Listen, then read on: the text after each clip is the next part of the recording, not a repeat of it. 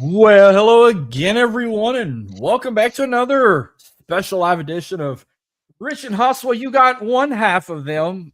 I'm Haas. Rich, yeah, I don't know if he's going to show up or not. He was supposed to, but I got it open for him if he comes in. But we got Dan back. I said Dan Beaulieu was Yeah. coming back on to talk the GOAT himself. First off, what's up, man? Hey, what's going? I don't know what is happening right now. Hold on. I'm hearing. Oh, I just had this open here, and I had it open on YouTube, and I was so confused because I was hearing two voices and didn't know what to do. So, Oh, hey, no. now I was so lost. I don't know if anybody can see that on my face. No, I'm doing great this evening. Excited to be here. Excited to be back. Haven't been on since the Eddie Guerrero episode. So, how are you, Marcus? How you doing? I've been good, football this past week was great, I guess you could say. Weather don't know how it wants to act. I'm shocked I'm not sick yet. I mean, it's been cold all week. Now it's gonna get warm tomorrow and it's supposed to be warm for the weekend. And by Monday, we're gonna have temperatures in the 30s all of a sudden. So Hmm. the flu What's what? trying to get to me. That's what it's gonna be. Yeah, no, I hear you. It's like 20 degrees out here, here in New Hampshire. So yeah, the cold has already got us. So, but what are you It's gonna do? 51 right now where I'm at, but like when I wake up tomorrow, it's supposed to be like in the 60s, like mid 60s, upper 60s. Supposed to get no higher than like 73. Hmm. But and then we're having our Christmas break this weekend, and usually we thought it was gonna be colder, but I think it's gonna get no colder than maybe like 61, or if you're lucky in the late 50s. But I Hmm. digress. I'm jealous. I mean, we we're not gonna get that again this year. So Oh no, y'all go get like real cold. The actual cold till like what, March maybe or April. yeah, to March starts to sort of warm up, but they're pretty cold months. But I mean, as weather patterns have changed over the years, like there's been some warm days in New Hampshire that were not like that when I was a kid. But we already got hit by snow because we've been really. Oh, and Wyndham is already trying to make an appearance here. He's crying to get in. Um, yeah, like we've been stretching softball out to like December, and this year not happening. We got the snow already, so you know. I was gonna say, did y'all get snow? Or y'all still having snow now? Or y'all still dealing with that, or it all cleared Yeah, up? no, it's here. I think we got hit about a week ago, pretty good, and it was enough to. It's still out there, and but it was warmer yesterday. I don't know what the degrees were, but the black ice was like real bad out there, and that's just New England living, you know. We got a taste of that back in January. Like we had record snow, and we don't get snow maybe like once every 10 years, but this past January, we had about 30 something inches. Like it was up there. And I remember roads were closed for 2 days. I missed work for 2 days. I still got pictures on my Facebook and everything. Like I felt like I was in Colorado. Yeah, Like that's we've never seen that much snow in Louisiana. The last time I've seen snow like that was probably like in New Mexico when I was out there, yeah. but not down south like that. Like I've never seen by that much. The most I've ever seen before that was maybe not even half a foot. Like we just got a little bit to make the smallest snowman possible. But we had so much you could make the biggest snowman possible. Yeah, yeah. That's every I day don't. for We you get though. that's pretty much every. Yeah, and it is what it is. But I'll tell you. I mean, the winters have felt shorter here. I'm not gonna lie. Since when I was younger, um, they definitely, like I said, we've stretched how long we're playing outside more than I've ever seen. We're out back, in April generally. So, um, but I don't mind that because I like being outside. I do not enjoy the winter. I do not like enjoy being stuck inside all the time. So, Well, with how expensive hoodies and jackets can be for me, it's like I'm glad we got this weather so I can wear it. yeah. But anyways, John Cena, last match coming up. I'm excited about this show. A lot of takes that are going to be interesting, I think, here. Yeah, and questions are coming in too, like skeptical of this and that. Like, I know when we'll get to the Saturday night main event talk later, but like I'm here to kind of resemble, look back, but in a way where he's not gone. He's still in this world. We're gonna treat it like if it's one of them tribute shows, but we're not sorrowing. We're not we're excited. We're celebrating. If we're feeling sad, it's because after Saturday we'll never see him in a ring again as a competitor. That's how I feel like this is going to be with me tonight, because I don't think I've ever done a tribute show for anyone that is still alive. Yeah, I mean, wrestling retirements, John Cena's kind of done something that a lot of people don't generally do with their retirements. Usually the retirements just kind of come out of nowhere. I don't know if Hulk Hogan ever really had a last match, or what he said was going to be his last match. Randy Savage never had a match that said, "Hey, this is going to be my last match." Triple H never had a retirement tour. It's very rare. We've seen it more lately. We got to see that with Shawn Michaels, Undertaker, and some others. But a lot of times people just kind of quietly. I guess Ric Flair had his last match in his 70s, but again, probably his 9th last match. But this whole retirement year tour has been something that we've never really seen before. No one's ever really done a retirement tour like this, at least in WWE. I know people have done that in the independents, but we've never seen anything like this. Plus, I've never did any. This is the first I'm doing something like this for someone that's fixing to retire. Because, trust me, to be honest, if this was a thing like 20-something years ago, I guarantee you I'd have did something like this for Stone Cold. I'd have did something like this for Shawn Michaels. I'd have did something like this. Hell, if I would have did something like this for The Undertaker 5 years ago, but we didn't even do that. No, I mean, and Austin's another one though. Like he retired unexpectedly. We really didn't know that he was never going to wrestle again. And then it just kind of happened. The Rock, who knows with him? Like so like I said, the Cena retirement tour. I got a feeling this is going to be a trend we're going to see with a lot of different wrestlers doing like a 1-year thing. But it's been fascinating to say the least. I will say I'm one of the lucky ones when it comes to Stone Cold. I was lucky enough to say I was actually at his very last match, if you want to count his little WrestleMania match with Kevin Owens, an official retirement match. In a way that was, how many years after the fact? 20, let's see, that was in 19. What, 2022? Okay, it was 19 years. That's since, to finally get that last match.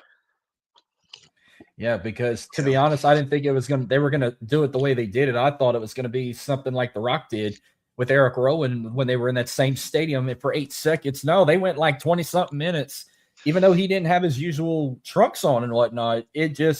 Kevin worked with them well, and they just not killed it out the ballpark. And I'm like, this might be the greatest comeback for one last match I've ever seen for a guy like that, which I get why for The Undertaker they had to go the route they did with the cinematic match, but I guarantee you, if we'd have known he was going to retire that year and the pandemic wouldn't have happened, I think they'd have did it the right way with AJ in front of an actual crowd at WrestleMania that year instead of a cinematic boneyard match. No, they definitely would have. I mean, I saw a lot of criticism at the time when that happened. And I said to myself, I was like, we're in the middle of a pandemic here, like, and we're splitting hairs on if this is the Undertaker's last match or whatever. I just thought it's just kind of, the guy had a lot of matches. I don't know.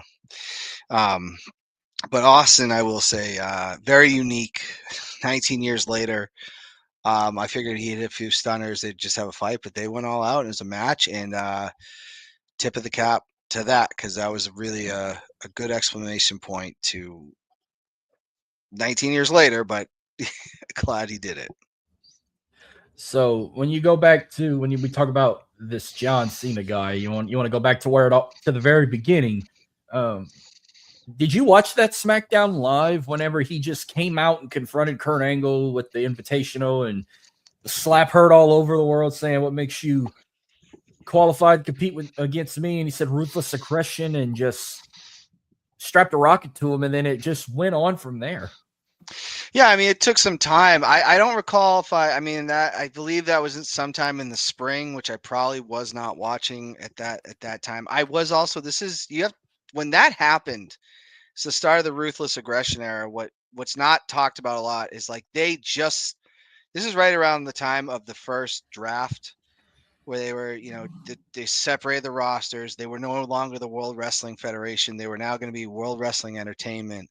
So, I knew of John Cena at that point. I didn't see that live. I did see, he had some matches because I know he'd go on to have a match with Jericho around there. I was very aware of John Cena, but obviously that was not the John Cena that we were going to get, about a year later, which he honestly, he's talked about it. I think a lot of us never realized he was very close from what he said to not having a job. At that point, he wasn't really, there wasn't anything to him. He looked like a jacked Billy Kidman. Yeah. You know what I mean? Like, there wasn't much to him. Well, I mentioned it before when I've talked about Cena in the past. So I remember the SmackDown. It was actually after King of the Ring when Kurt Angle finally got rid of the wig and the little wrestling chin deal that you wear around your head, the little headgear. Whatever you want to, the headgear, the bald head, and so. But I always said he had that creative wrestler look. Like he just wore like your traditional wrestling boots, knee pads, tights.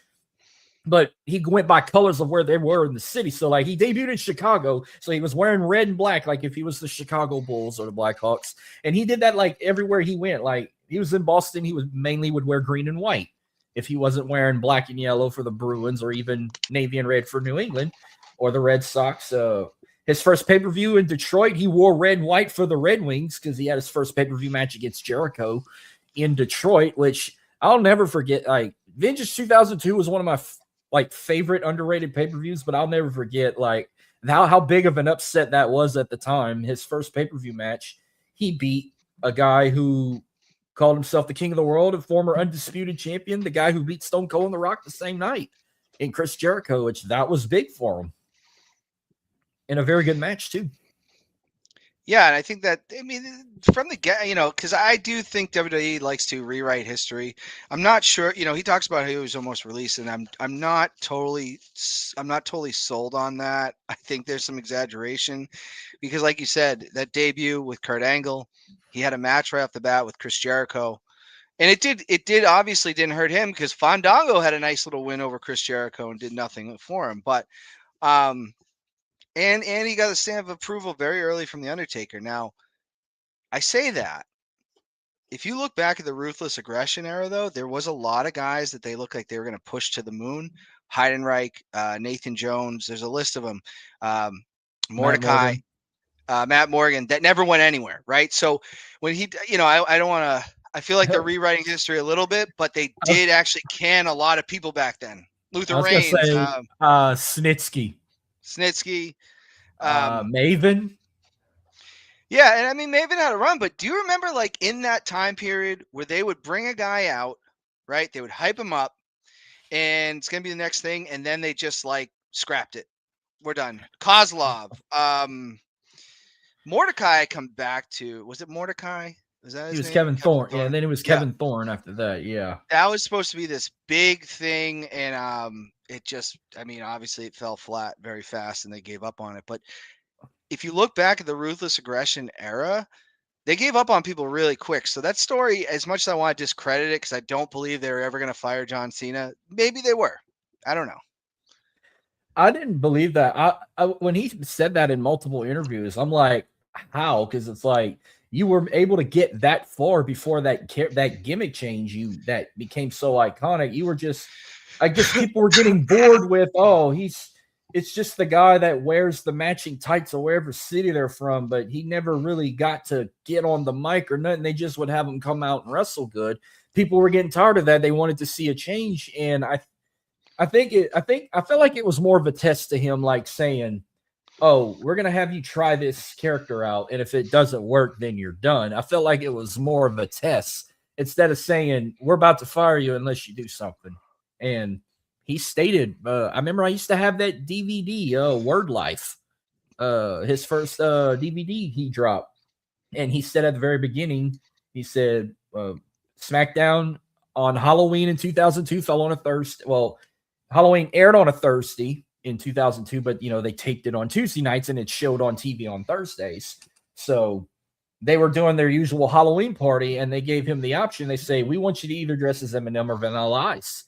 So he was pretty old school, and he grew up in the 80s. He was born in the late 70s, so 80s was his childhood. Yeah. Vanilla Ice, one hit wonder, but Vanilla Ice was pretty hot in the late 80s with his one single. And that's a better costume than Eminem too, I think. I would have loved to see how he would have dressed as Eminem. You think he'd have just wore like a beanie and a hoodie, or he think he'd have bleach blonde his hair? Yeah, he would have to bleach blonde the hair. You can't do 50s Eminem. If you're gonna be Eminem, I want to see white tee, blonde hair. Yeah. Don't do B Rabbit from 8 Mile. It's got to be blonde hair, white tee, blue. And that movie had just come out actually around that time period. I think it came out in November that year. 8 Mile was my thing. Like, I didn't see it in theater. I didn't get to see it until like early 2003 when it hit the movie store. I didn't go see it in theaters. I wait till it came out. So it was about early 2003 when I was finally able to watch it, and I really enjoyed it. I was so anti that movie before I saw it because I hated when rappers would be in movies at the time, and I was like, this is gonna stink. And then I saw it and I was like, ooh, that's one of my favorite movies. But yeah, sorry. And he did like old school, like Vanilla Ice. Like they had the hair all slicked and up. He had the silk purple suit. But Vanilla Ice had some cool, sick raps too back then. People said this movie was a crock of garbage. You ever saw his movie Cool as Ice? No, I haven't. I didn't even know it existed. It came out I want to say it came out like in 89 or 90. People have shit on it, but I actually enjoyed it. Like, that's when I really got to see him do those dance moves and do sick rhymes and whatnot. And he was a shitty actor, but it was his moves and his singing that made me enjoy it, even though people criticized the movie. But people are only gonna remember him in like Teenage Mutant Ninja Turtles, Secret of the Ooze, or even That's My Boy. Ninja Go. Or That's My Boy. Yeah. Yeah. So when he debuted, and I didn't see that episode either. But that's what started to say, hey, maybe you have something here, and he could actually rap. Like, he could actually rap. So I didn't watch that whole episode, obviously, to remember. I thought he just had one clip where he was in the back doing his rap on a woman that, like, I don't know how many females dressed as a witch for Halloween besides Stephanie McMahon. But no, it happened multiple times, like multiple skits. Like every time they'd show the Halloween party in the backstage area, he's always rapping at somebody. So he did it more than once, and then it kind of it became a thing. And then that's when he started coming out in sports jerseys and wearing snapbacks. And then he started really rhyming, and then it became addicting to see. And then I was all in for it. I'm like, hey, I kind of dress like this. I started getting into rap music. I'm like, I love this version of John Cena, and I got very hooked on him, especially when he was a heel as the Doctor of Thugonomics. Yeah, those were good times. I honestly was like keeping tabs on wrestling, but I wasn't watching it as much. 2003 was a weird year for me in watching, but at that point, though, what I really started to notice was when I would tune in, Cena started to have that crowd go in his favor, and I really liked the name Dr. Thugonomics. Like, I thought that name was super cool, and he was doing something kind of different. Like, we'd seen rap gimmicks before. It's not like he was the first to do it, but he was the first to really start to do those insults right before the match. which was something pretty unique at the time.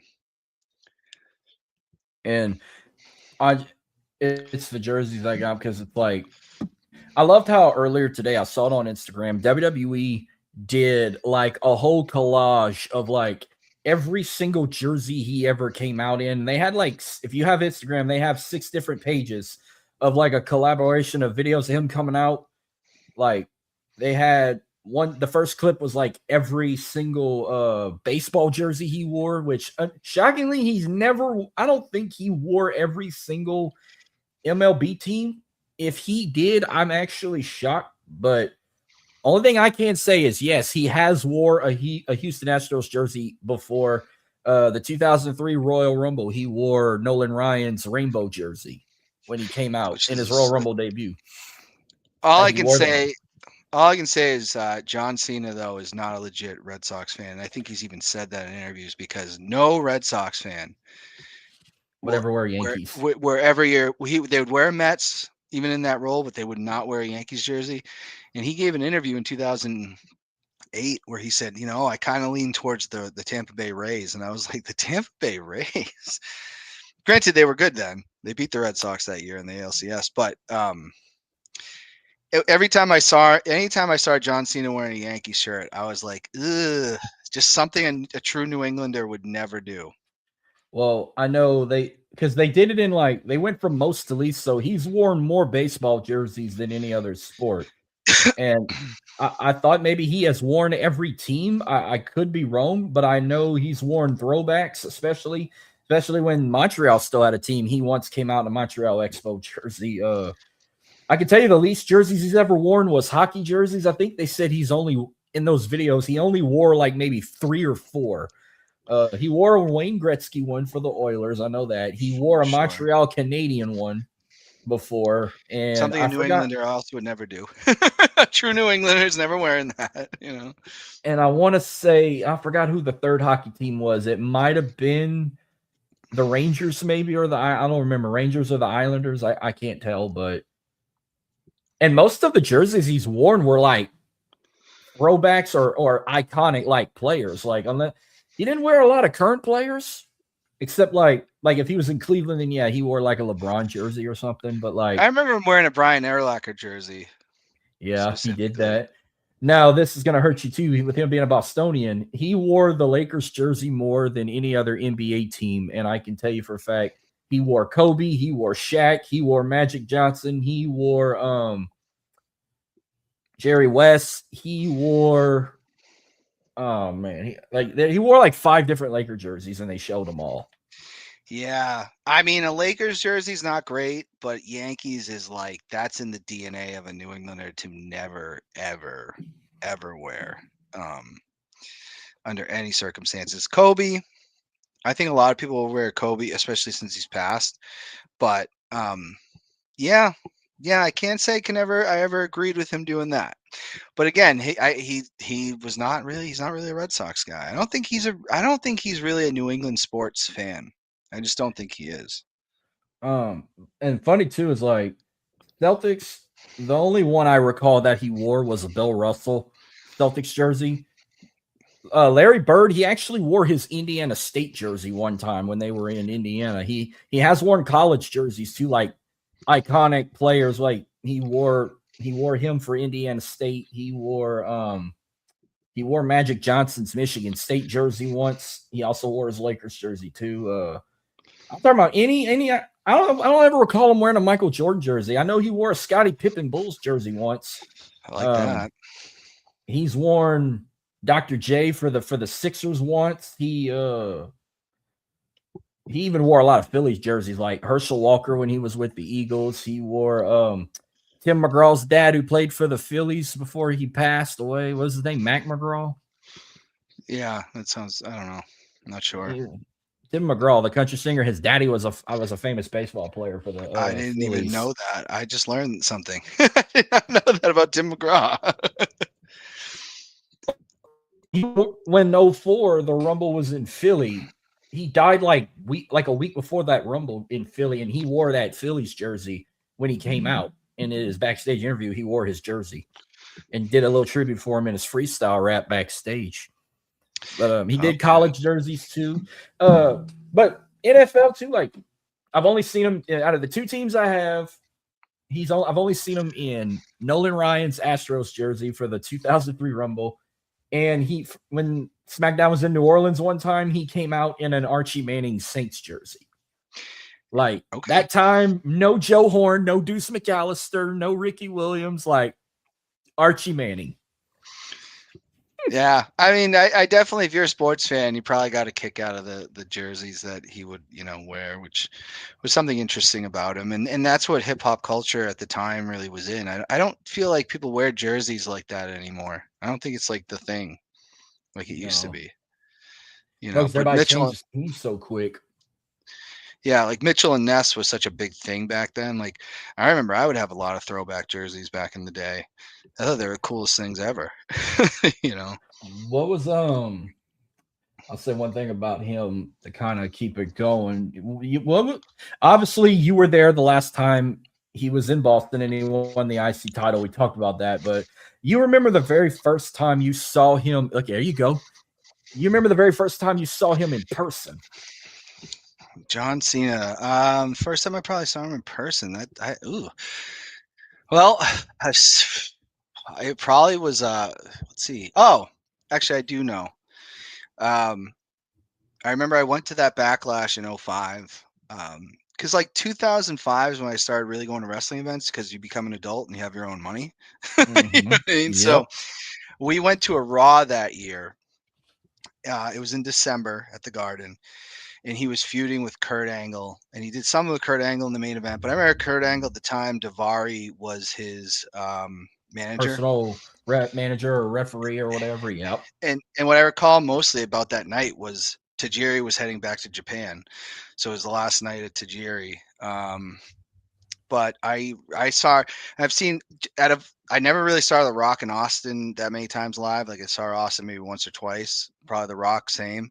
I've seen Cena live more than I probably can count. I do remember specifically though, cool John Cena moment. 2015, they did a house show in Manchester, and he wrestled, I think, Seth Rollins.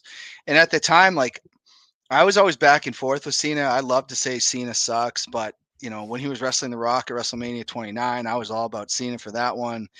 But I remember like John Cena that night, my buddy Pat brought his son, and at John Cena's walking back, and his son got to hug John Cena and get a little picture with him. Oh wow. That was really, awesome. really cool. We are like, John, you gotta say hi to this kid. Because we had floor seats.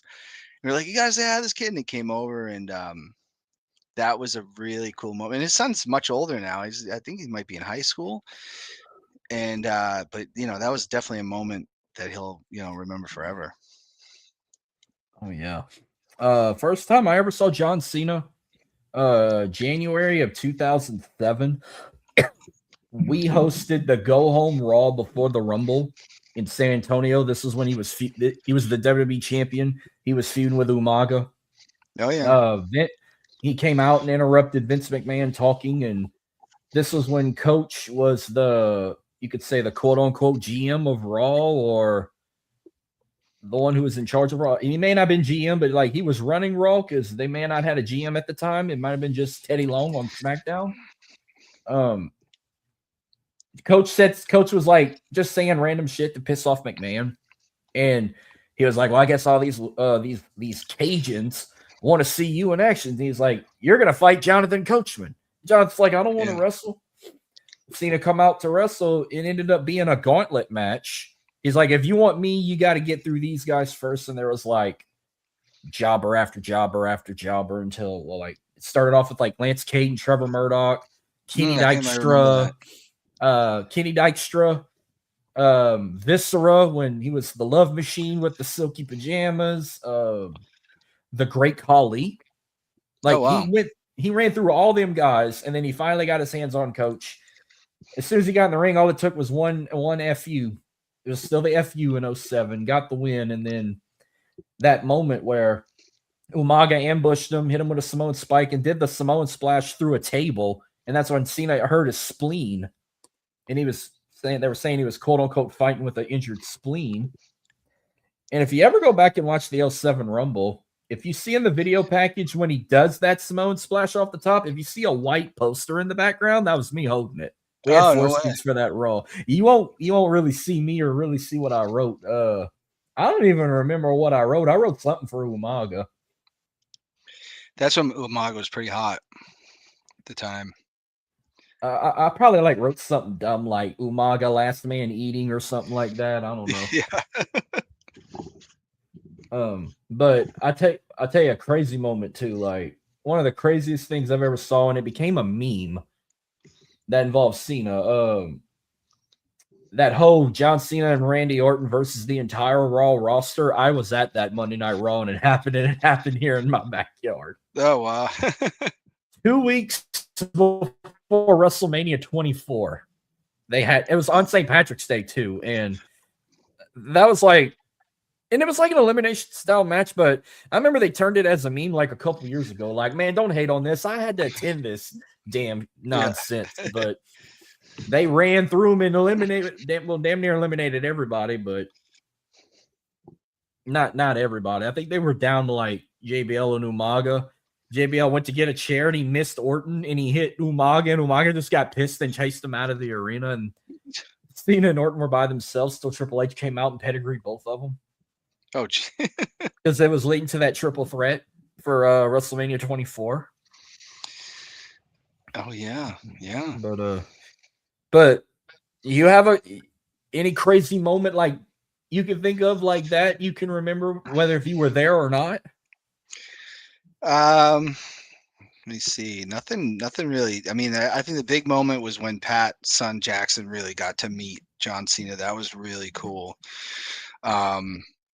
I mean, I was there for WrestleMania 29 when he beat The Rock. That was oh, you were there. Yeah, I was there for that with my buddy Pat. He got tickets the week of. The owner of Modell's was like, "Hey Pat, I heard you want to go to WrestleMania. Here's 4 tickets. Just go." And then we went. Free tickets, huh? Hell yeah. Yeah. And our buddy Brian, who just recently passed away, he was there too, and that was an incredible night. Incredible WrestleMania to be at. Like, that was a lot of fun. Yeah, I mean, y'all had nosebleeds, or y'all had like very good view seats or anything? Decent, not like all the way at the top, but decent. They weren't on the floor or anything like that. I have pictures somewhere on my Facebook from it. I was there when Punk wore like the Yankees style tights and they wrestled at Night of Champions in Boston. Yeah, but wore the Yankee pinstripe gear. I didn't know that until like they did something on the WWE Network. I don't know if it was like WWE, not Rival. It might have been WWE Rivals or something. And Punk was like, "Is Punk wearing Yankee pinstripes in Boston?" And I'm like, "Yeah, oh my holy crap, he is." Yeah. And it's an era where everybody's cheering for Punk and they're booing Cena. I was there at the Garden in SummerSlam 2006 when he wrestled Edge, and I was there. And I know a lot of people look back and they say that was a pro Cena crowd. It was not. It was a pro Edge crowd. So he really did. That was an era where Cena really, people were against the Super Cena character, and I feel like he always did get booed in Boston when I was there. And I want to say the other real cool moment was WrestleMania 35. I was there when he showed up, and again wearing Yankees. Wore Babe Ruth jersey. Yeah, but we were going nuts for that. Yeah, there's just been I've seen him wrestle on pay-per-view a lot of times that I can think of. So the first time I saw him wrestle on pay-per-view, it was Vengeance Night of Champions in the summer of 2007, the same night we found out about Chris Benoit. And oh, geez, yeah. He was supposed to fight Punk, and it ended up being Nitro, John Morrison, Johnny Nitro. And well, correction, we didn't find out about it until the next day. When I saw Raw and they showed his in-memory picture, we were like, what the hell? No, like, I remember they on the network, they cut it all out, but like Justin Roberts was like, and after Punk came out, it was like, and his opponent, the man who will replace Chris Benoit, Johnny Nitro. We were like, wait, what? Why is he getting replaced? And then questions were coming like, what, did he get suspended? Did he get fired? Did he quit? Like, we were like, what? Like, nobody thought what he did. That was nobody in nobody's heads that was around me. We were like, why is he not here? And then that's how everybody felt. Yeah, that's how the internet felt. I'll say another. Huh? Oh no, I was going to say he was in the main event. He defended his title. They called it a WWE Championship Challenge, but it was basically a fatal 5-way with him, Randy Orton, Bobby Lashley, Mick Foley, and Booker T, all former world champions. Like, it was a fatal 5-way. It was like an all-star 5-way. And Cena retained. He hit an AA on Mick Foley and pinned him and retained. Oh yeah, he was wrestling then too. The only other Cena moment that I recall too live was the greatest 2 minutes in wrestling history was in the Cody Roman Reigns WrestleMania 40 main event when it was just like, whose music's gonna hit next, And you were there too for that, huh? You're at 40?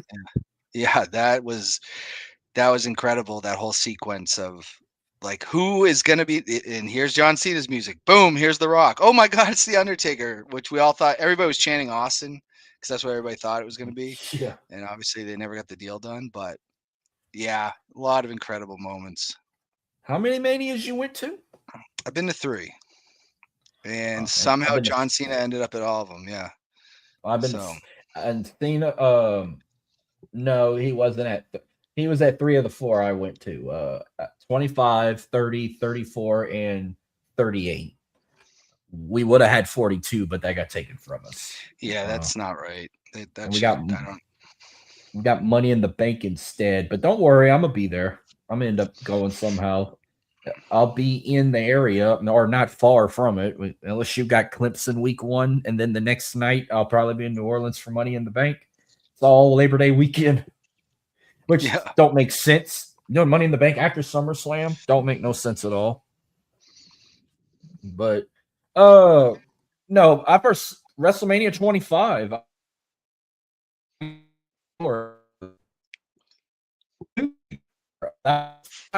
my life I ever heard the time is now. That live. That was my favorite John.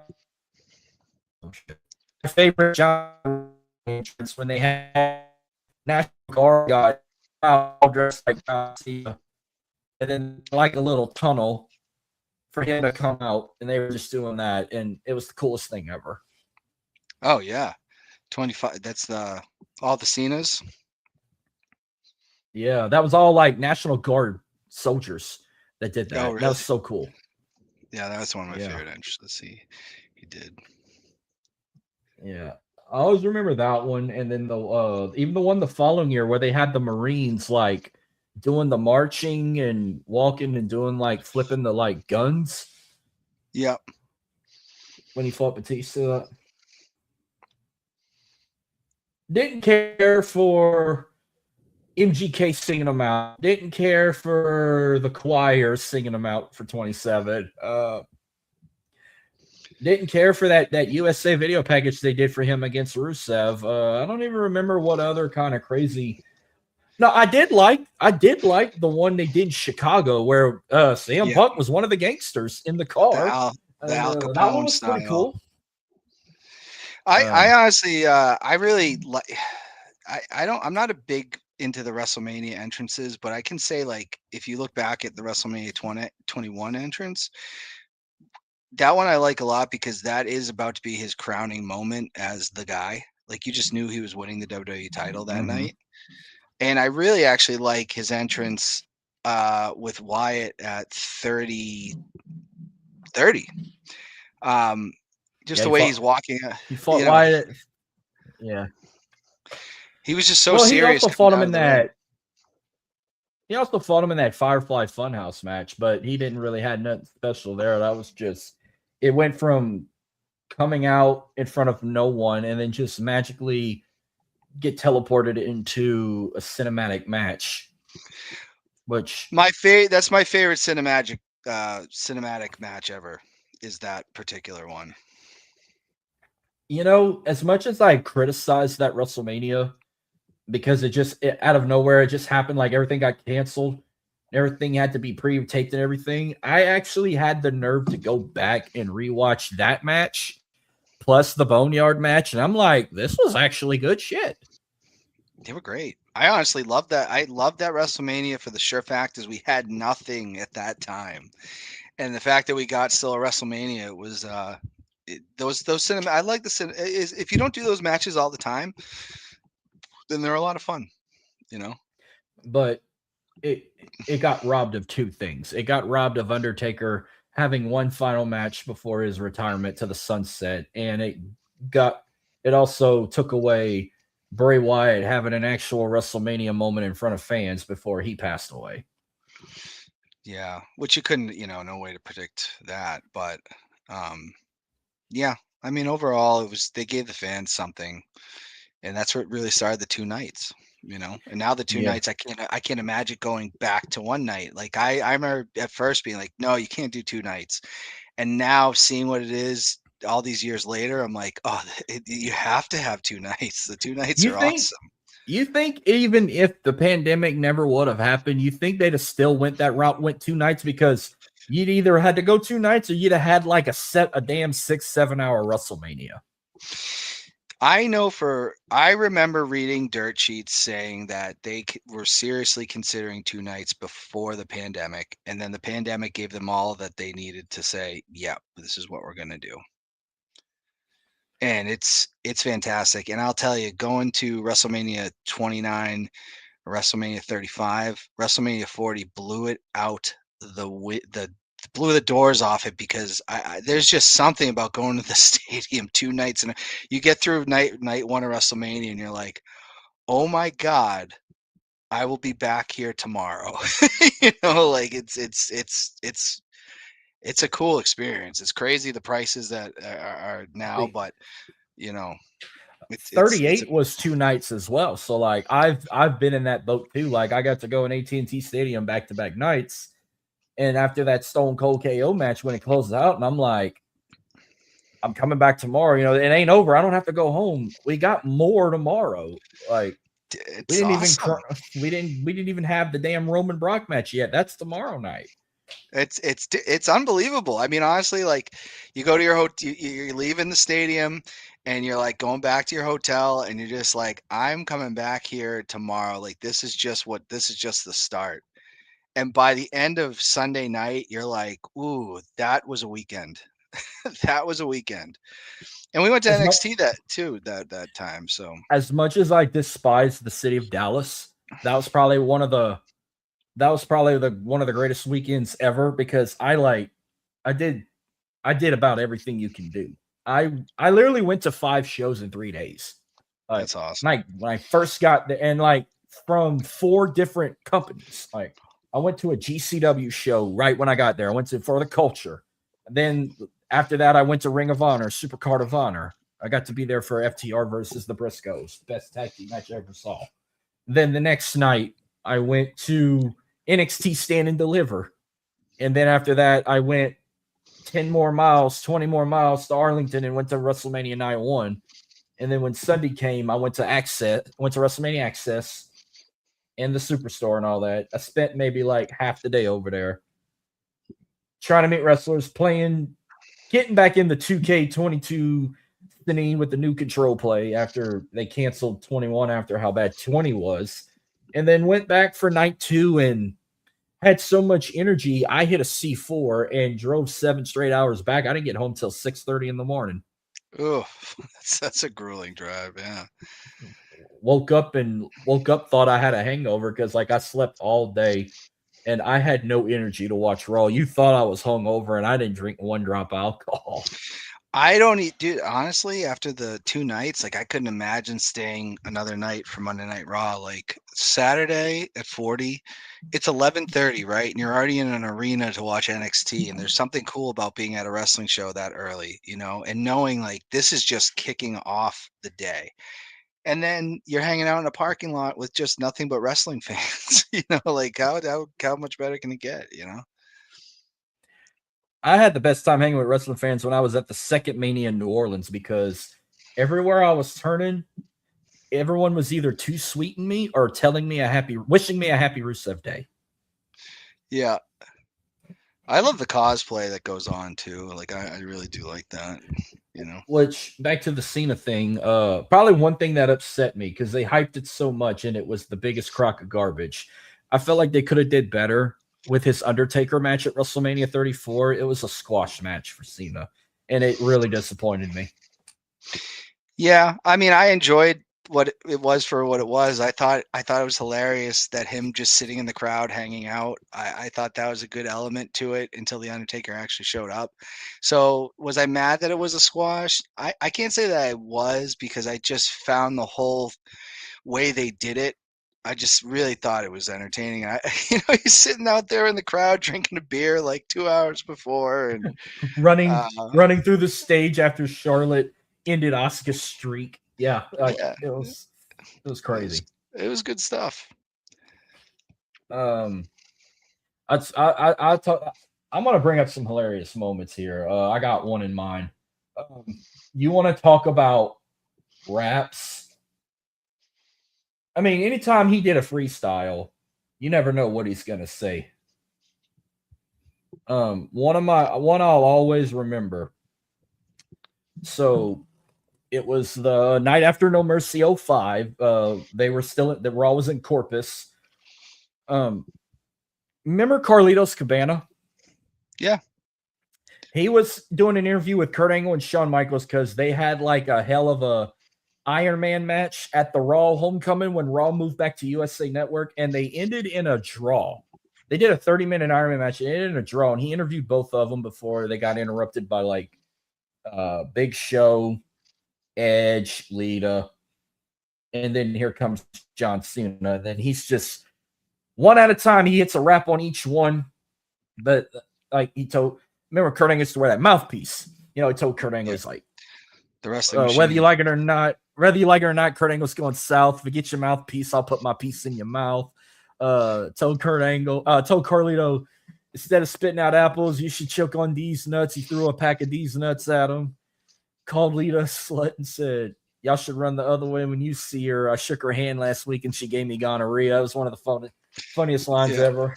Pulled out a pinwheel out of his back pocket and told Edge, I'm like a pinwheel, so go ahead and blow me. Yeah. It was great. I always laugh at that constantly. That's like one rap I always remember he did, or freestyle roasting, and he roasted everybody in that ring. He even roasted Shawn Michaels. He was the master of that for sure. PhD in thugonomics. You have a funny moment Cena did, or a lot of people say they loved when he slapped Stephanie's ass, or any of his freestyle raps. What you got from Cena that was like an all-time favorite, hilarious moment? I mean, there's a bunch, but honestly, like when I was writing down like my Cena moments, the big thing that just kept hitting me, because honestly, it is what kind of really got the John Cena sucks crowd going. But ECW One Night Stand 2006 was there's some comedy, there's some comical stuff going on there as well, but when Cena knew he was going into hostile territory and he knew he was a babyface, right, and he just completely owned it. Like, I mean, what a professional and what a job that he did that night. When he's walking to the ring, he's got the belt over his head and he's got the serious look. And he gets in the ring and it's pro RVD. It's very anti-WWE audience. And he's still going to do his John Cena stuff, right? And Cena gets in the ring and, he throw his shirt to the crowd, right? And it was the first time ever that I recall, because I don't think it ever happened again, that they threw the shirt back, right? And Cena could have just said, all right, they don't want the shirt. What does he do? He throws it back to the crowd, right? And do you remember that one guy catches it, big, tall, black guy?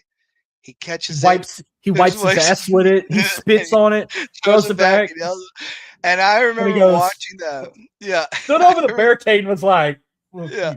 Like, come on, step up. I was watching that at a Hooters in Nashua, and I was dying because I was like, this is absolutely amazing because you have these rabid, ECW audience, and you have the face of the company, John Cena, who is this babyface character, and he is playing right into the audience as that guy they hate. And it's just one of those, incredible moments of he didn't really have to do that, right? When Batista and Big Show, they were in a very different situation, right? When they went live in front of that crowd, and they didn't know what to do, right? They're all booing them. They don't know what to do. John Cena went in there and he played to it, and it was fantastic. Like, I mean, it was everything you could have wanted in a main event for ECW One Night Stand, So that's one of my favorite John Cena moments because it was letting the audience know how they feel about him as that baby face. But the fact is that he is just so good at what he does that he just said, okay, I'll play to this. And he nailed it. I liked where he threw it and it went in one of those little balcony deals that the Crusaders were in the year before, and a guy caught it and he had a cannon of an arm and it threw it right back and it went in the ring. Yeah. That whole pay-per-view is amazing, but like, man, did he really embraced it, and I think that was something that showed who John Cena was, the performer, because he could work that. And I don't think you know to his credit, Batista couldn't do that. Big And Show he put couldn't on a do that. banger of a match. That Yeah, was a good match too. I don't think Orton as a babyface could have done that. They were pretty rabid towards Orton, but he was the heel, so he just went with it. But maybe Orton could have later. I don't think Orton could have done that in 2006 because he was still young and very full of himself. But Cena at that point, I think he's only like, I don't even think he's 30 years old at that point. Like he really knocked that out. Really knocked that out of the park. And probably one of Do my you favorite. have? Yeah. Oh no, I was gonna let you finish. No, I was saying probably one of my favorite moments in wrestling history was that whole interaction with the ECW crowd and John Cena. Okay. Do you have any like? It could be more than one because I have two. Do you have any like shocking moments, like oh my god, this actually happened moment? With Cena, I mean, honestly, and one that right off the top of my head, and I know that they redid it the next time, and I don't want to. I could not believe he lost to The Rock at WrestleMania 28. I was very much going into that thinking this is the top guy in the company. This is a guy that doesn't lose. When he lost to The Rock, I remember being stunned. I remember absolutely being stunned over that. So it tells you again, this is a guy who got a lot of got knocked for saying he didn't put, he wouldn't lose. I know it's The Rock; it's not just some random guy, but um, that left me pretty speechless. Like I went to bed that night and I was really shocked by that. His Raw debut. What I never realized was all that those 3 years John Cena was on WWE, and I had to look this up. The first time he ever was on Monday Night Raw was that debut when he was drafted in 2005. He never, had like nowadays it's not uncommon to see brands switching over. Well, there is actually he has been on Raw before that. People will forget when they did the WWE draft in 2004. Did he have a He was match? still a Smack. No, he was still a SmackDown guy. He just random when it was SmackDown's turn to pick, he randomly came out. They were in Detroit actually. He came out in a Barry Sanders Lions jersey. This was like I want to say it was a month after WrestleMania. I think it was, to be honest with you, I think it was after Backlash. No. I think it was before Backlash. Yeah, I think it was before. Because yeah, it was before Shelton Backlash. Yeah. It was before Backlash. I think it was a couple weeks after WrestleMania because he was the US champ. He came out and did a rap. I think it was only a week after Mania, to be honest. I don't He think it did a was. rap. He did a rap on Bischoff. He did a rap on Paul Heyman. But he went to the SmackDown Tumbler and he pulls a ball out. That's when Paul Heyman was still the GM and he had the neck brace on, saying he's hurt. He's like, I may not be GM, but I'm making the next pick. you got one ball, but you still got no dick. And when he opened the ball, it was Triple H's name, and Triple H was on SmackDown. Jumped Oh, to he slowly SmackDown. pulled. Okay. Yeah. And then Okay. they did a trade where he ended up back on Raw again, and he was back in Well, the then, title picture again. Yeah. then AI has steered me wrong. Not the first time, but when I went to look up, because when he was having his last match on Raw, I was digging through everything to see if he'd ever been made a Raw appearance before, and everything was just going back to his 2005. But I do remember Triple H's name being pulled because he was going to SmackDown, but I didn't realize it was Cena that pulled it. So Now, has he had anything before that? Like when he was that like creator wrestler version of Cena? I can't recall, but I wouldn't be shocked if he did. Because he did fight Jericho, and I think Jericho was a Raw superstar when he fought him at Vengeance. So he might have had a Raw appearance. I could yeah, be wrong before. I honestly don't know. And everything I looked up, I never found that because I don't remember that far back. But yeah, I couldn't find That, anything. that makes me want to. That makes me want to go look on Peacock.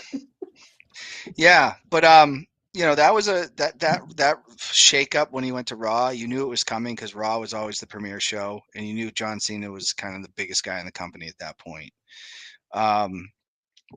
So that was one. I mean, I'm trying to think of like shocking moments. I mean, I was not one when he came back for the Royal Rumble in 2008. I want to say where people were excited. I was not. I really did want him to be out for a little bit longer. But I mean, a lot of the shocking Cena stuff, believe it or not, for me, are matches that he lost. Because he didn't lose often. Edge cashing in the Money in the Bank on him was a shocking moment that I loved. Him losing to Daniel Bryan was a shocking moment that I loved. I did not picture in a million years at WrestleMania 27 that Miz was going to beat Cena at WrestleMania. I did not imagine Me that. either. I thought he was going to lose it there, and we all got. I got one more funny moment I want to add. When he interrupted Edge and Lita's live sex celebration. Well, Ric Flair ruined it first. Ric Flair made it funny, but it's like Cena looked under the covers, saw like a half naked Lita, was like, "Oh, not bad." And he pulled the covers off, and she had Edge's shirt back on, and he hit her with an FU to Yeah. like. Yeah, I think that was the first time I ever saw her get hit with an FU. But nah, shocking moments for me. I'll say the night he got drafted to Raw because mentally and personally, that was a big deal for me because I was such a big Cena guy as the Doctor of Thugonomics. And when he was on SmackDown, before they moved to Friday nights, I couldn't catch UPN. If I wanted to go watch SmackDown, I had to watch the replay of it on Saturday afternoon at my great grandma's house because she still had cable television. I'd walk to her house and every Saturday afternoon at 5 o'clock and watch the replay of SmackDown. But when he got drafted to Raw, I was like, oh, good, I get to watch him live. I had DirecTV. I had, at the time, it was still Spike TV. They didn't go back to USA yet. So it's like I still had Spike. I was watching him every Monday live 20 years ago. And it wasn't long after that. SmackDown got moved to Friday night, and they moved to the CW. We caught CW on DirecTV, so I was able to watch SmackDown live on Fridays, and then Raw went back to USA. So it was like, I don't recall him really going back to SmackDown until they had that like brand extension again in 2016. So he went like damn near 10 years on Raw. So I was able to see him literally every single week. So that was big for me. And then two, that the promo he cut with Roman Reigns in 2017, like that felt real. Would you forget your Lions, kid, or something like that? He said to him. He's like, I'm here because you can't do your job. I can do this better part-time than you ever could full-time. Roman's like, they boo you first off because you suck, or they boo you because they see right through you. You're a phony, fake ass bitch. He's like, I'm here busting my ass every single week so you can hang out on the Today Show and all that. Like, it's like, you're not the guy, you're just a guy. Like, it was like, it hit me hard. Like, is this for real? Like, is this fake or is this real right now? Like, one of the greatest promos they both actually ever cut, and they did it together. Yeah, no, I thought that was great, and I really was starting to. I was more on the Cena train at that point because like Roman had become the guy Cena was, right? Like the guy that the audience was rejecting, and then eventually Cena. I mean, Cena really, to me, I think the audience as a whole started like accepting him probably in like 2013, 2014, 15. But before that, man, when he would come on, I was always like, I want this guy to lose. Like I really, in my heart of hearts, was always rooting against him. Whether it was CM Punk, whether it was Edge, whether it was Kurt Angle, I was not pulling for John Cena. It really didn't start until his feud with The Rock, to be honest. I did like his stuff he did with the Nexus too. Like when he didn't help Wade Barrett win the title, so he was quote unquote fired, but he was popping up every week as a fan, bought a ticket or signing autographs, and they finally reinstated him because he said, "I'll fight you in a chairs match at TLC." And then I was at that pay-per-view, and the whole night he took every member of Nexus out one at a time before he got to Wade Barrett, and it closed out with him and Wade Barrett in a chairs match. So it was a cool way to see that ending. But yeah, that was something. I was pretty anti-Cena at that point. I'm not gonna lie to you. I really was. And to some degree, I still enjoy. I didn't, booing John Cena, but in the Nexus storyline, I can say like I was very, as a fan who wanted to see something different at the time, was very frustrated with how that whole story um, went off. I really was. Whether I don't think that's John Cena, he's not writing it, but a lot of people blame him for that. But I do think the Nexus should have won at SummerSlam. Um, I didn't love the stuff. I wanted Wade Barrett to beat him. I really did. He did beat him before. He beat him at Hell in a Cell. Well, for the That's belt, how. like I wanted him to lose the Oh, title right. to Wade Barrett. I really want the Nexus to be something more than it was. Um, so I will say, there has in John Cena's long career, there's a lot of things that have happened with him that have now that I look back that have frustrated me. That had really frustrated me in his career. So Well, after he feuded with Orton in '09, I was slowly like getting bored with him. Like when he had the triple threat with DX at Survivor Series, I was hoping he'd drop the title, but he retained it. But when he dropped it to Sheamus, that was like a shock. Like, oh my god, this rookie just beat him. And that's when a favorite 2000, moment. Yeah, I that's a figured you favorite liked moment. that. Yeah, I did. I love that. I really Uh, did. when 2010 came, it's like I didn't care for Batista, so I was like rooting for him. And then I was about when he was feud with Sheamus again, I was rooting for Sheamus. But then when he got the Nexus storyline, I was rooting for him. But when Miz got involved, I once was a big Miz fan, especially in 2009, 2000 between 2009 2011. I was a big Miz guy. And when he was Mr. Money in the Bank and won the WWE title, I was like probably the only person in the world outside of Oh no, Alex Riley or Mike I Mizanin that was happy for him that he won the belt. when Miz cashed in, I was my girlfriend at the time was at her house, and I was upstairs, and she's like, "Hey, you're gonna want to get down here." And I ran down. She goes, "He's cashing in," and I go, "Oh my god!" And when Miz won, I was going. My brother Mike, that's his favorite wrestler ever. He got to meet him. He got to meet John Cena too. He went to one of those Fanatics Fests in New York, but he'd always wanted to meet the Miz, and like we were like on cloud nine when Miz won that, and then when he beat Cena, I was like, okay, Miz is the guy, and then Miz would drop the title not too long after. Yeah, and Another frustration that I had with John Cena, to be honest. I enjoyed their feud at that time. When they had Maurice and Nikki Bella involved, I didn't want nothing a part of that. Yeah, I mean, at that point, I was over. I was over the Cena hate. It wasn't anything great. I thought there could have been more, but I didn't hate it. I didn't love it. I do think one of the lamest things that Cena ever did, and as someone that's wearing a John Cena sweatshirt talking about his career, I probably sound very anti John Cena, but I did think it was very lame for that engagement to happen at WrestleMania. I really did not like that. I really did find it very cringe at the time. But I mean, I think besides that time in between 09 and 11, I think any other time I really liked The Miz was when he had Damien Mizdow as his stunt double, or Unbelievable.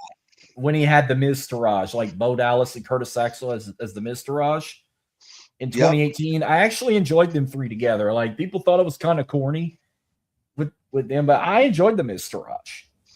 I loved Awesome Truth. I love that. Oh yeah, You know, that too. Yes, awesome. When they were heels. Yes. so here's the thing that I guess I'll just address is a lot of that time in 2010, 11, and 12, I really felt like every time WWE had something that I enjoyed, they would kill it. You know what I mean? Like it really, and I think that's where a lot of Punk's frustration came from. And then when he then when he ended up getting the title, and we kind of got what we wanted, but we really didn't, because like he beat Cena at SummerSlam, and then Alberto Del Rio came out of nowhere, and I was like, God, why? But like Awesome Truth was another one where I was like, this is gonna go far, and then it just was dead, and just like the Nexus, it was a So frustrating time. I felt like 2011 was like maybe one of Cena's best years of his career. I say that because you had him one of my favorite build-ups ever. You had him do a 1-year build-up for a WrestleMania main event with The Rock I that did love lasted that. a whole year. Like it never been done like that. You announced the main event for the following WrestleMania a year prior, and you build up to that. Greatest thing they've ever done. I enjoyed, and it led to one of the greatest rivalries of all time in the summer of 2011. And then when you had Miz and R-Truth getting involved, I really loved how they put him and The Rock for one night only as a team. They kept their word. See, unlike WrestleMania 28, where it was supposed to be one night only or whatever, once in a lifetime, they ended Once in up a doing it again lifetime. the following year. No, they kept their word at Survivor Series. Never before, never again. And That absolutely was great. loved I absolutely loved that tag team match. Him and Rock versus Awesome Truth in Madison Square Garden. And it led to being one of my favorite Survivor Series of all time, to Survivor Series 2011. So I agree. That 2011 was a good year, and I have to say, like the Cena Rock build, when they first said that this was going to happen in a year, I was like, "Oh my God, how can you do that?" And then when it played out, I went, "This was brilliant," and I could not wait for John Cena and The Rock. and you And uh-huh. that's when I became very pro John Cena, because I looked at The Rock, and this is just kind of the fan that I can be at times, or at least when I was younger. I looked at The Rock as a guy that betrayed us. You know what I mean? He went to Hollywood, and I was like, no, John Cena's here every week, and no matter what you feel about him, he's been here. And I did not want The Rock to beat John Cena. That was the guy. And he had like in a whole year building up with The Rock, he had like 6 or 7 other feuds in the whole year. He had like feuds with The Miz, R-Truth, CM Punk, Alberto Del Rio, Kane. Am I missing anybody else? Yeah, and Punk would go on to be his greatest rival. I mean, honestly, I don't think there's anything as hot as that was in that time period. And to be quite frank, there was a lot of boring wrestling going on in that end of the 2000s into the early 2010s. There's a lot of boring stuff, and that really was hot. I mean, scorching. Give me. I know you probably spoiled one, but give me at least 3 of your favorite Cena rivals with a favorite match. Yeah, I would say Edge to me, or CM Punk is probably to me his greatest rivals, right? I think Edge, as much as Edge had already kind of been in WWE for a number of years, what catapulted, and this is something John Cena did very well, what really catapulted Edge to being a main event guy was him cashing in and having that feud with John Cena. And I thought that they did very well. I mean, Edge attacked his father and all those things. I really did. I'm going to say, like, I liked the match at SummerSlam '06 because I was there, but I think their Unforgiven match with the tables, it was like a tables, ladders, and chairs type of match, Yep. was probably their best. And what's interesting is that I'm pretty sure Toronto was more pro Cena than Boston was. Like it was like the reverse in their hometowns. So to me, his greatest rival is probably Punk, but I put Edge definitely at number 2. When it comes to CM Punk, um, as far as like that rivalry, I think speaks for itself. Um, 2011, I don't think there's much. I don't think it gets any better than CM Punk walking out of the company.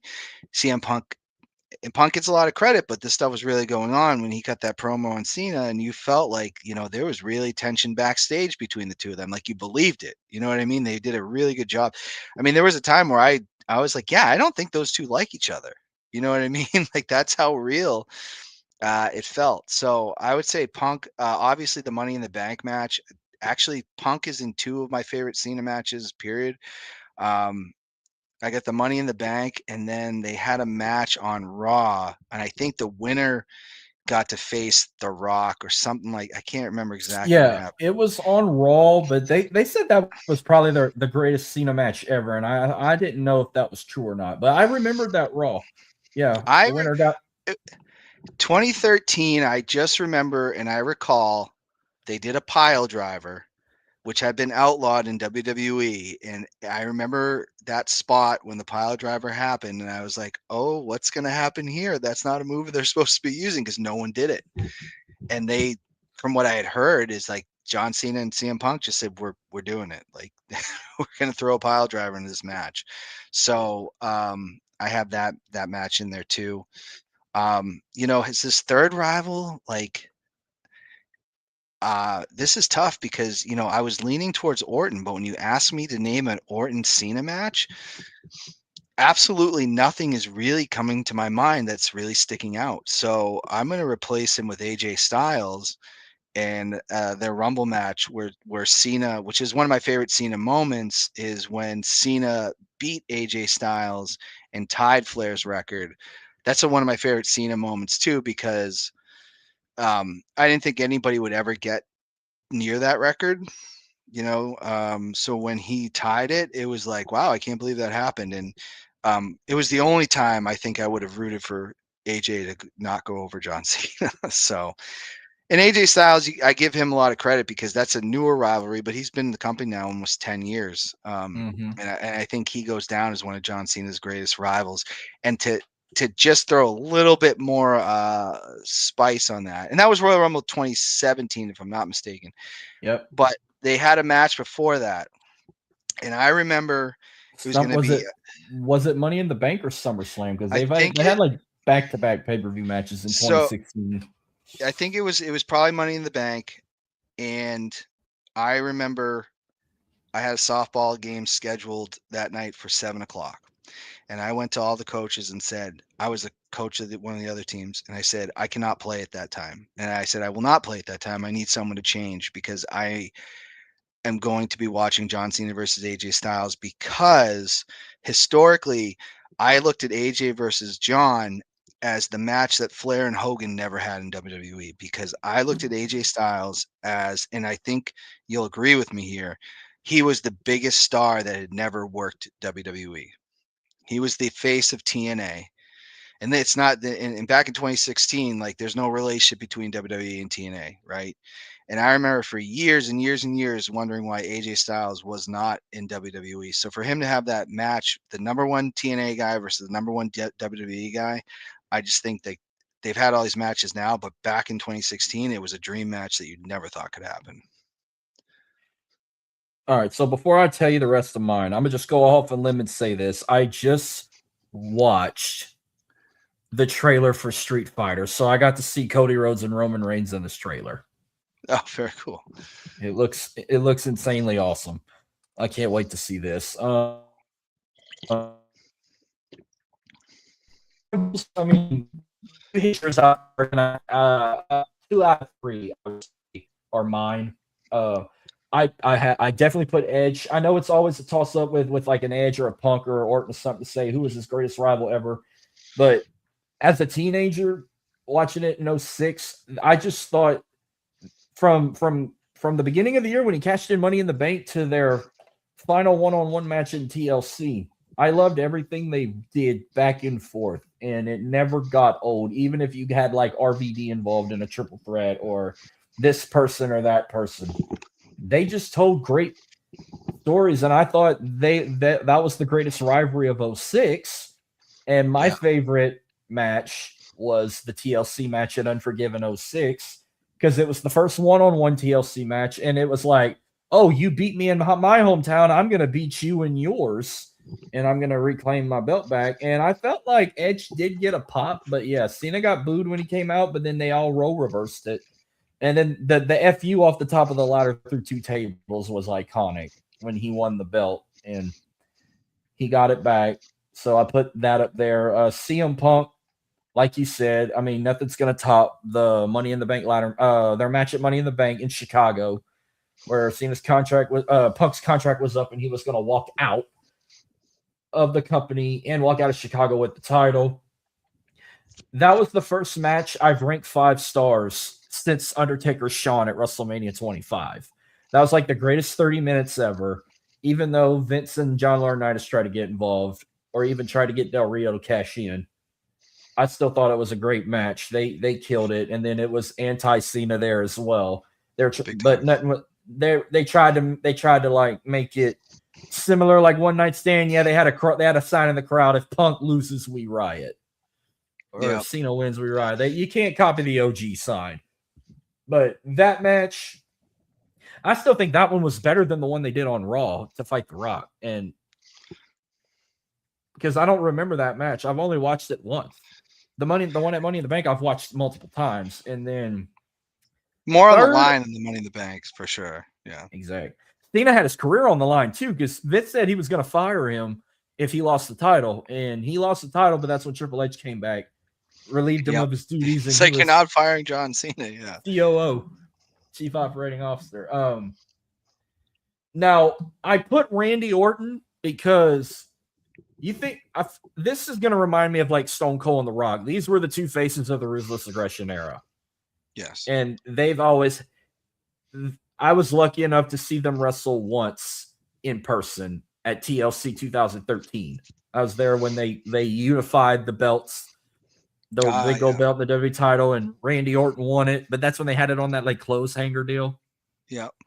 So I was there for that match. But no, maybe my favorite Cena Orton match was their I Quit match at Breaking Point 2009, where Cena is like getting his ass beat. Like Orton, I remember Orton had him handcuffed to the ring post. He's like beating him with a Kindle stick. He took some like brass knucks. He's punching him in the ribs, and he's like, "You want to quit?" No. He's like taking punches to the ribs and the kidneys with brass knucks, and he's like, "No." He's taking whips with the Kindle stick. No. And he goes to punt, like he was about to punt him, and he's like, "You want to quit?" No. And all it took was Cena to handcuff him and lock him in an STF while he's handcuffed to make Orton say, "I quit." And like it was wasn't the brutalest match I've seen Cena in, but it was one of the most like ass whoopings I've seen him in that he won. That I can go back and rewatch over and over. Yeah, I mean, they definitely, he's definitely one of his greatest rivals. I just don't think the matches ever held the weight that an Edge, AJ, or Punk had. But I'll tell you one match too that I just want to throw out there, and I wouldn't say this is one of his best rivals, but he had his match with HBK at WrestleMania 23, which was pretty good. But then they wrestled on Raw on April 23rd, 2007. I had to look this up because I didn't remember the date. But I remember that match with Shawn Michaels, and I know Michaels is the best in-ring performer of all time. I think we both agree on that. John Cena proved that he could wrestle. That night where, so many a couple of years after, it'd been a little bit where they had been chanting, "You can't wrestle." And that match, I remember looking back going like, oh, he can do it when he needs to. You know, I'm gonna go ahead and name like 3 or 4 rivals. Or I don't even want to call them rivals, like feuds he had. I was not a fan of and didn't care for. I didn't care for his feuds with Alberto Del Rio. no. Never didn't care for those. I definitely did not give any shits against Ryback. I felt like he tried to push Ryback up and it failed. Punk couldn't do it, so they tried to get Cena to do it, and it was a fail. I didn't care for his feuds with Dolph Ziggler, especially with the Money in the Bank briefcase and AJ getting involved. I might I might get a lot of criticism for these two. I really didn't give any care with because I try to recreate like Hogan and Sheik all over him and Slaughter, like USA versus Russia. Like he was talking like Cena is a good symbol for patriotism, but I felt like they did it better with Hogan in the 80s than Cena in the 2010s because it was the same old song and dance like, oh, don't talk bad about my country. I'll talk bad about yours. Like it got old. And then a fifth, I hope I don't get a lot of hate for this either. I think it was just a one-off. I didn't really care for his feud with Daniel Bryan. It was just a one-off, and it was two baby faces. They tried to make Cena a heel, and the crowd was 50-50, and it was a great match, but they could never make him a heel in a storyline with Daniel Bryan. It was always two baby faces head-to-head.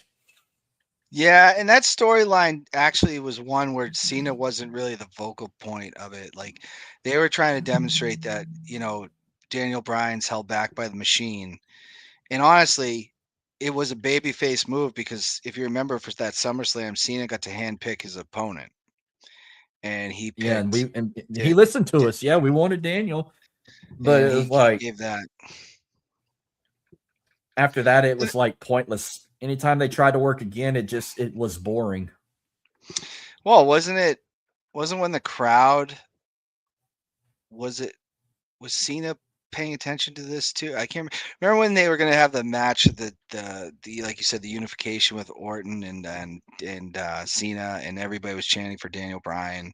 I can't remember if Cena acknowledged it. I remember Mark Henry lifted his arm and stuff, but yeah, I mean, that was definitely to show that the machine wanted to hold back Daniel Bryan, but John Cena being the babyface is the guy giving opportunities, right? The as the champion. I didn't think Daniel Bryan would beat John Cena. So I was shocked by that. And then obviously, Orton came out and, you know. Well, here's one more thing, Cena, we're going to talk about before we do like a quick prediction on whatever else we got, and then we close it out. But his final match with Gunther, who wins? Does he put Gunther over, or does he get that send off the correct way? I think traditionally you would look at it as when someone has their final match, they lose. But since they've booked it to be Gunther and not, a Carmelo Hayes or a Solo Sequoia or Or a LA Knight? LA Knight, I lean towards John Cena is going to make Gunther tap out. I think he's going to end on a high note. I think that the ring should fill with everyone. I think he should have a Flair type send off. I mean, Michaels didn't have that. I mean, he had like 2 people come out, but I think there should be I think that ring should be filled with his friends, wrestlers in the back. I think this is where you break kayfabe. I think this is where everyone acknowledges what this man did for WWE. So I think he ends on top.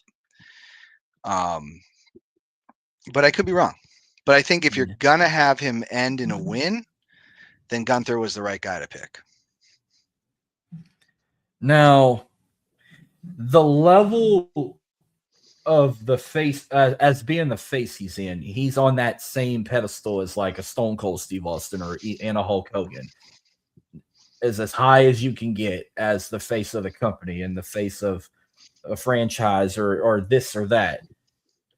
what them two had in common, now you could say had in common after 3 years ago, they have won.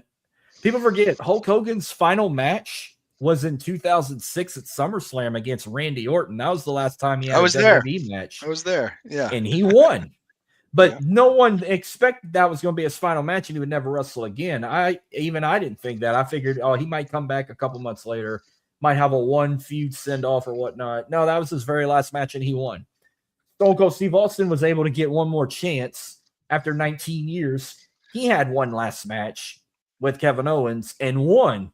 And he had the perfect send. He actually had not the send off we thought, but it was like, he ended it in Texas. Like he was able to have one more can of whoop ass to do without injuring his knees or his neck, and he did it in Texas where he wanted to do it. So that was kind of his send off.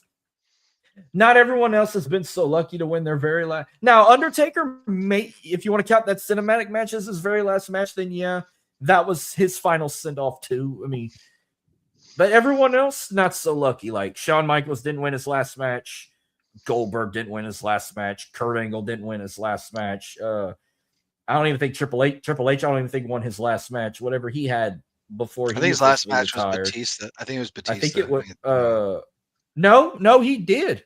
Correct. No, his last match was Batista at WrestleMania 35.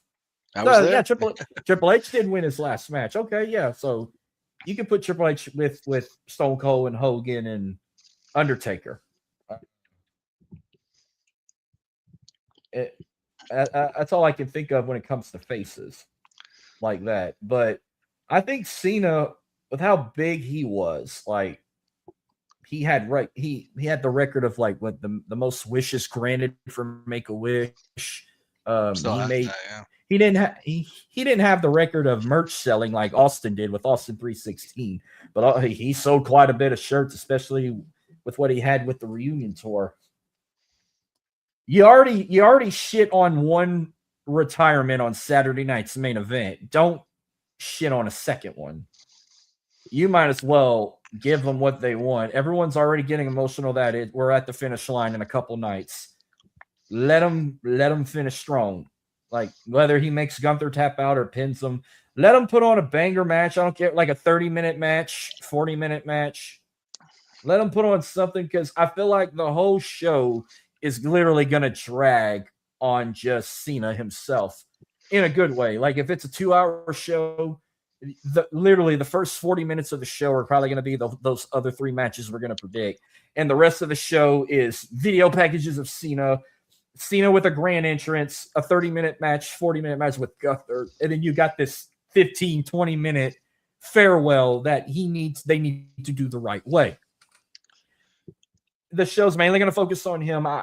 I'm calling it like that. He wins his final match, and whatever's left of the show, like if you got another 30 minutes left, it's going to be everyone sending him off in the sunset the right way, like paying their respects, shaking his hand, hugging him.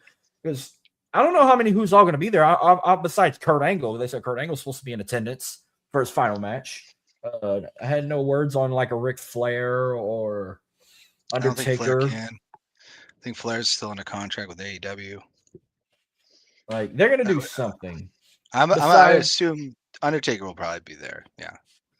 Besides everyone thinks The Rock's gonna show up and bring up the like, oh, remember I own your soul. You can't retire until I say so or whatever. People think that might happen too. No, if The Rock shows up, it'll just be a hug and good luck. But Cena is very different than a lot of the guys that were just listed. I wouldn't say Shawn or Triple H. And Shawn Michaels ended his career in a storyline, right? So that's how which was very unique, right?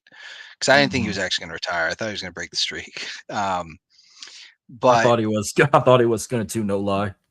Yeah. So with Cena, he is very different than a Hulk Hogan, and he's different than a Stone Cold in the sure fact that his loyalty in a very different era than those guys wrestled in. Let's just make that clear. But his loyalty to WWE is something that we probably only seen out of Taker, Michaels, and Triple H. He never went somewhere else. He never, not that there was anywhere else to go, to be honest, but he never walked out of the company like Austin did. He was the company guy through and through. And I think loyalty to the company is that he had is something like we have not really seen before to the extreme. I mean, Shawn Michaels had walked out of WWE, right? Unprofessionally. Cena left, very professionally anytime he took time off. Um, he's just very different than a lot of what those guys did in their careers. Yeah, and he could have he could have went to he could have went to TNA, he could have went to Ring of Honor, he could have went to New Japan. Yeah, he could have went to AEW, but he stayed loyal. Yeah, in very different circumstances. Like, I don't think Hogan ever wanted to leave the WWF, but the steroid stuff really kind of Yeah. led to him having to leave, and then WCW was like, "We'll pay you to come back," and he had to take that. But like, you look at Stone Cold. Yeah, I love Stone Cold Steve Austin. I love his legacy, but could you imagine John Cena being given something and walking out of the company? He wouldn't ever do that. They were like, "Hey, you're I gonna." can't. No, I He could would just never. he just never would have done that. He always conducted himself. And I know he won a lot, but when they asked him to do something, he just did it. And some of those top guys didn't act that way.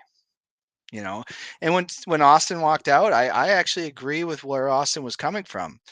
Still, if they told John Cena you're going to go lose to Kevin Federline tonight, and he's going to go lose Oh, to Kevin Federline, I despise talking about that feud. so I think he is something very different than I mean, Kurt Angle, right? His last match is against Baron Corbin in the middle of the card of WrestleMania 35. Kurt Angle walked out of the company, right? I mean, he had his. I mean, that's another thing. Like John Cena, and I'm a guy who, is a recovering alcoholic. Kurt Angle walked out of the company. He had a pill issue and things like that. John Cena, tell me one thing that he's done that's like been, you know, wrong, right? Like he's never no domestic violence accusations, no drug abuse, no walking out of the company. Like he kind of is that guy that he says he is in his character, which Mm. is something you don't really see. You Yeah. you look back at top guys like Hogan and Flair, and behind the scenes, like the horrific things that they have done. I think The Rock is kind of squeaky clean too, but Austin wasn't. Austin had his issues. Warrior had his issues. Savage had his issues.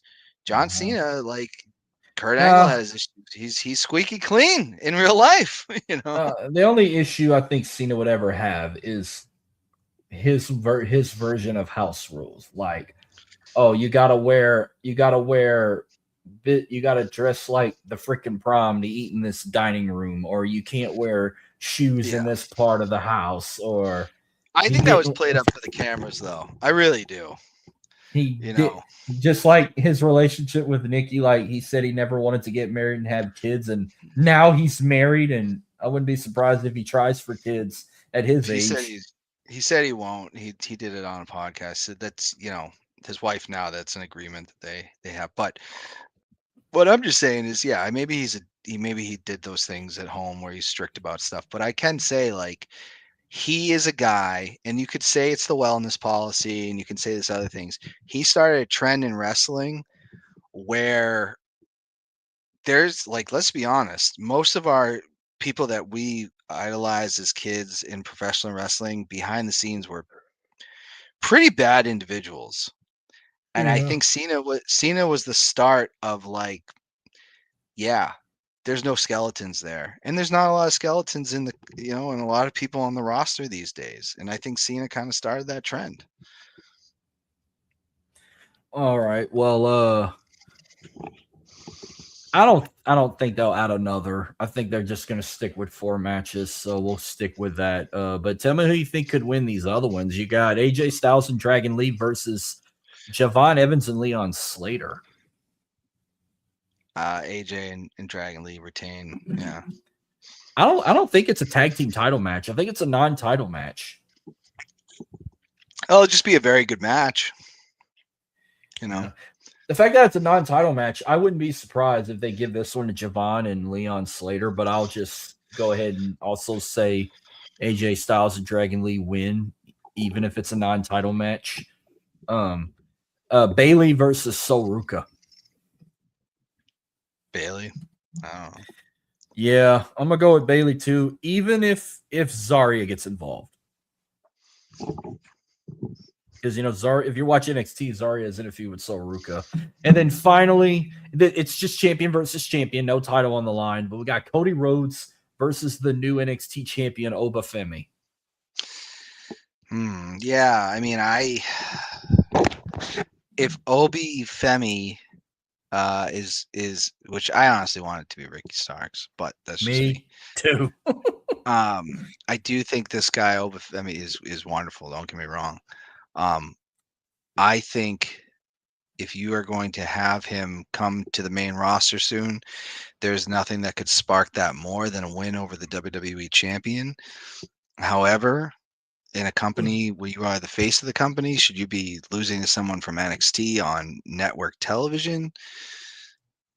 I would say this is going to end in a schmoz, where Obafemi is. I know he's a baby face, but I wonder if he's going to come to the main roster as a heel.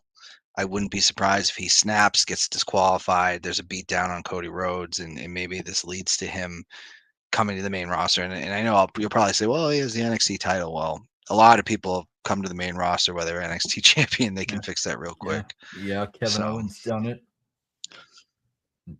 Yeah, KO did it. That's all I remember who did it.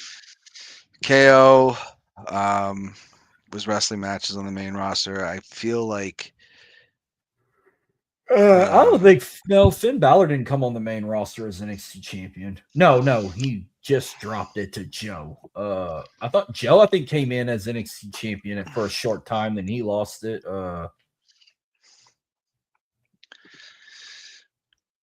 I don't know. I can't remember. Did Aleister Black, when he was in that tag team, was he still the NXT champ, or had he lost it to someone else? I don't remember. But I think he lost it.